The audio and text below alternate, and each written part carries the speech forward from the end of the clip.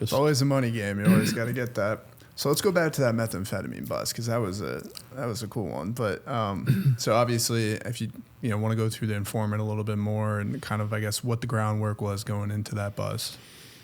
Okay. Well, the one we're talking about is you're talking about the motorhome? Yeah. Yeah. Okay. Scene out of Breaking Bad. Yeah, that was interesting because we had actually a chemical supply house called up because there are certain precursor chemicals that are restricted. You have to have a legitimate use to use them. And some of them are in fertilizer, but some of them are used not only, they're dual use. Okay, you can use them in fertilizer, but you use them for meth too. So I had a supply house, a chemical supply house in Spokane at the time, call me up and say, hey, I got this guy ordered all these, like 9 kilos of this or that or whatever. And I thought you ought to know. So he gave me a tip, and we set up surveillance on the guy. And when he came back a few weeks later, 2 or 3 weeks later, picked up, we followed him. But it was out in eastern Washington state. And there's no way, you were talking about, relatives in Texas and Arizona and stuff. Okay. You can imagine the open territory, the rolling hills and stuff. Oh, yeah. So we got 3 cars on this guy that's driving off with these chemicals in the car. And at one point, he went over a high rise in the hill and pulled over and stopped.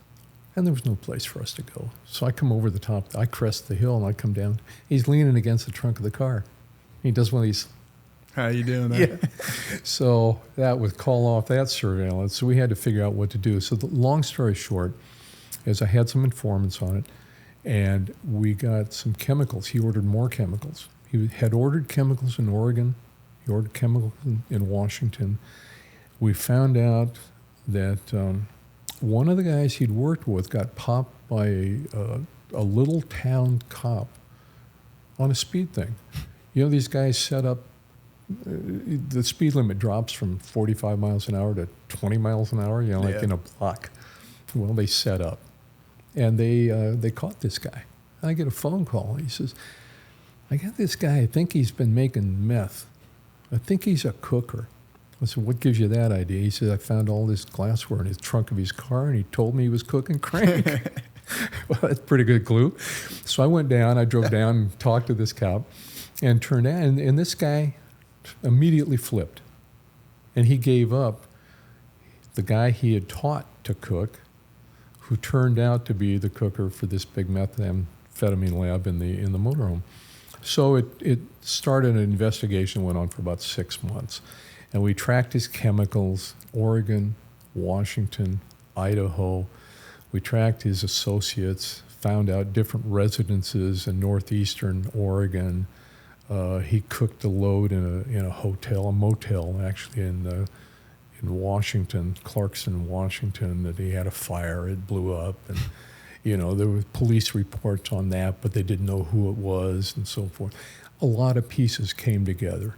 We put it all together, and then finally found out that he had this motorhome in Oregon, and we went down there, Pendleton, Oregon, outside of Pendleton, Oregon. And this little town called Meacham, which was like a wide spot in the road, they had chemicals stored in a cabin, like from the 1800s. Old.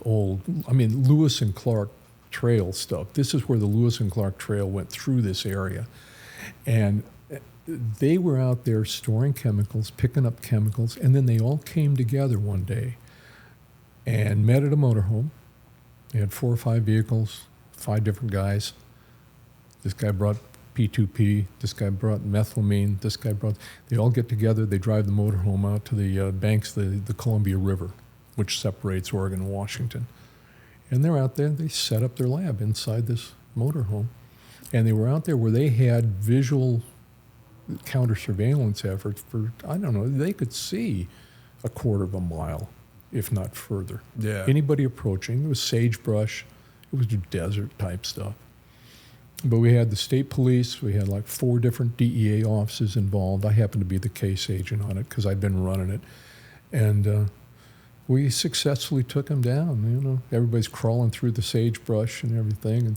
And the thing is, it was a little dicey on the warrant because I had gotten a search warrant And then they moved the chemicals to a different location. They were in the motorhome instead of the house we were going to hit. So I had to get another warrant. And then the question came to be, should we hit it before it gets dark, because it was getting late in the afternoon, or shall I go to the magistrate and get a reissuance, a new warrant on the thing? And I figured, well, we got probable cause, so we're going to hit it, and we'll worry about, updating the warrant and all that. So we did. We arrested 5 guys, 5 guns, seized the motorhome, seized a bunch of vehicles, seized 2 or 3 pounds of meth, and it was a big deal. But because of the warrant issue, the defense claimed that I didn't have enough probable cause because one agent had seen one thing, another agent had seen something else in the surveillance thing. And when I got on the scene and I talked to one of the 2, he hadn't related everything that the second guy had told me. Long story short is that it went to the appellate court, Ninth Circuit in San Francisco. And they actually used case law to justify. They said the knowledge of one is the knowledge of all. So the fact that the other 2 agents had had a conversation, and then that conversation had been related to me to make the decision on whether or not to execute the warrant, they upheld it. So you got real life Breaking Bad there. Yeah.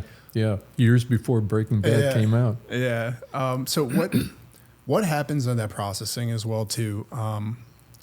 You guys go in, you bust, you take down, all the main guys there, but there has to be like a chemical cleanup there, right? Because it's pretty dangerous with all the different mix and matches with that. Funny you should bring that up, because we're talking about the 1970s. We had no hazmat suits. We had no hazmat vans. We'd hit these meth labs in T-shirts and jeans. Oh my God. We went out. And that's one of the things. Technology, all this stuff has advanced to the point where, thank God, because people could get hurt. People could have aftermath, medical effects and stuff like lung damage, all this stuff. We didn't know what we were doing. We were cowboys. Yeah. We went into this thing. There were 3 of us went in, and the thing was active. It was dripping, cooking and dripping. I don't remember exactly what we did. Unplug it, turn off the burners, whatever we did, shut it down. It could have blown up on us just as easily as not. We wouldn't have been any the wiser. We didn't know. Yeah. Because we were going out there, to arrest people for breaking the law and that kind of thing. Now, it's interesting because in later years, by the time I got to headquarters in the latter part of my year, the medical examination that we were required to undergo every year, they specifically concentrated on, have you ever been exposed to, that type of thing. That was one of the questions. Years ago. Once or twice. Yeah. So they were looking at it. But in those days, nah. Just going in. We'd seize the stuff. We'd take the drugs. We'd take the glassware and throw it in the trunk of a government car.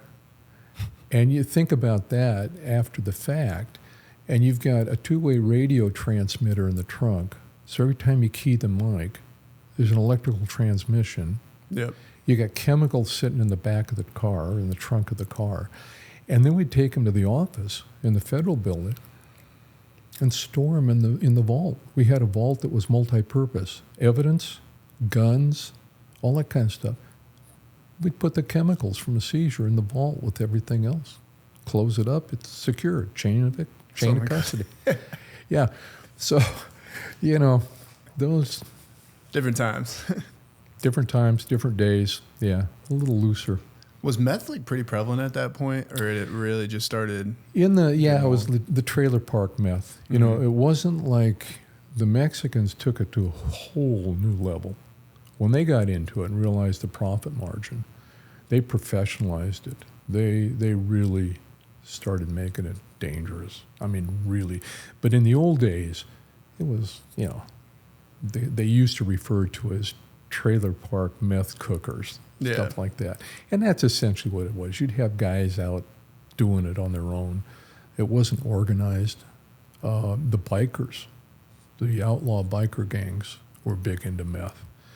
I had one or two cases that involved that element. And that was something the ATF would really get into because of the guns and the explosives and stuff. Whatever brand name biker group you want to talk about. I mean, there were a whole bunch of them running around in those days that were really prevalent. And their drug of choice was methamphetamine. They'd cook it, they'd buy it, they'd distribute it. Would they operate like what we would think of for the gangs today too, in terms of like having turf, having, specific types of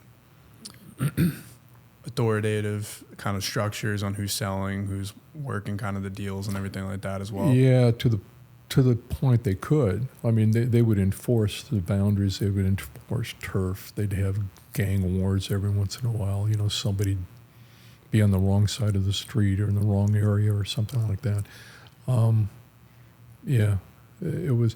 You'd have different. You'd have the Hills Angels. You had the Gypsy Jokers. You had the Banditos. You had the Vaqueros. You had a whole bunch of them. And depending on the part of the country you were in, some were prevalent. Others may be existent in the same part, but you'd have certain prevalence. If you were in the Southwest, you might have one gang. If you were in LA, you might have another. If you were in New York, you might have a different one, kind of in charge. Mm-hmm. So it wasn't that, because if you look at like cartel operations today, they kind of have regions, even in the U.S., like where that, like that's, Sinaloa, CJ&J. Yeah, it's more defined, I think, now. Yeah. Yeah. Interesting.